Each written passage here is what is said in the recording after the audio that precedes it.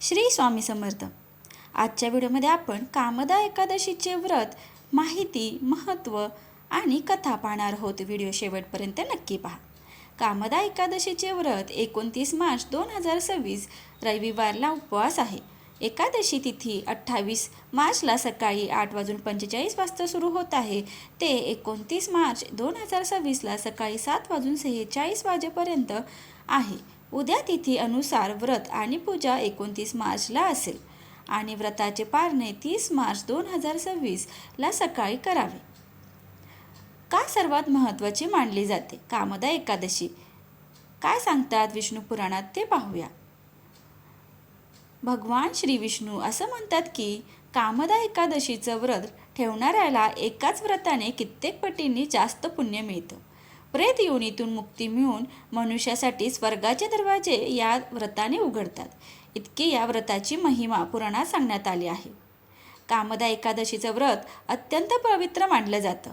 असं म्हणतात की कामदा एकादशीचं व्रत ठेवणाऱ्याला एकाच व्रताने कित्येक पटींनी जास्त पुण्य मिळतं। प्रेत योनीतून मुक्ती मिळून मनुष्यासाठी स्वर्गाचे दरवाजे या व्रताने उघडतात, इतकी या व्रताची पुराणात महिमा सांगण्यात आली आहे। नेमकी या व्रतामागची कहाणी काय आहे हे आपण आज पाहणार आहोत। काय आहे कामदा एकादशीची कथा, तर ते पुढे पाहूया। प्राचीन काळी भोगीपूर नावाचे नगर होते। तेथे पुंडलिक नावाचा राजा राज्य करीत असे। हे शहर खूप आनंदी होते। या नगरीत अनेक अप्सरा, किन्नर आणि गंधर्व वास्तव्यास होते असे म्हणतात। त्यांच्यात ललिता आणि ललित यांच्यात खूप स्नेह होता। दोघेही अतिशय आलिशान घरात राहत होते। एके दिवशी गंधर्व ललित दरबारात गात होते। गाताना त्यांना अचानक त्यांची पत्नी ललिताची आठवण आली। आपल्या पत्नीच्या आठवणीत ललित इतके व्याकुळ झाले की आपण दरबारात गात आहोत हेही ते विसरले आणि साहजिकच त्याचा परिणाम त्यांचा गाण्यावर झाला। गाण्याचे सूर बिघडू लागले। कर्कट नावाच्या सापाला हे समजलं आणि त्याने ही गोष्ट राजाला सांगितली। राजा रागावला आणि त्याने ललितला तू राक्षस होशील असा शाप दिला।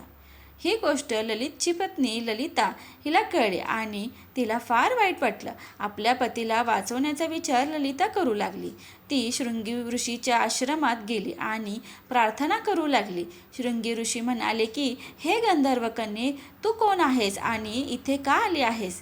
तेव्हा ललिताने स्वतःबद्दलची सर्व माहिती ऋषींना दिली आणि पतीच्या उद्धारासाठी उपाय विचारला।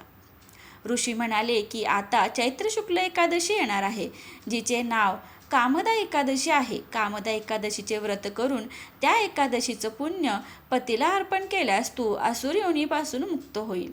ललिताने ऋषीच्या आज्ञेचं पालन केलं आणि एकादशीचे व्रताचे फळ मिळताच तिचा पती राक्षस योनीतून मुक्त झाला आणि त्याचे जुने रूप पुन्हा प्राप्त झाले।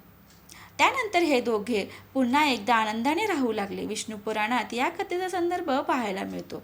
ही गोष्ट वशिष्ठ ऋषींनी राजा दिलीप यांच्या विनंतीवरून सांगितली होती आणि युधिष्ठिराच्या विनंतीवरून हीच कहाणी श्रीकृष्णाने युधिष्ठिराला सांगितली होती। माहिती आवडल्यास व्हिडिओला लाईक, शेअर आणि सबस्क्राईब करायला विसरू नका। श्री स्वामी समर्थ। धन्यवाद।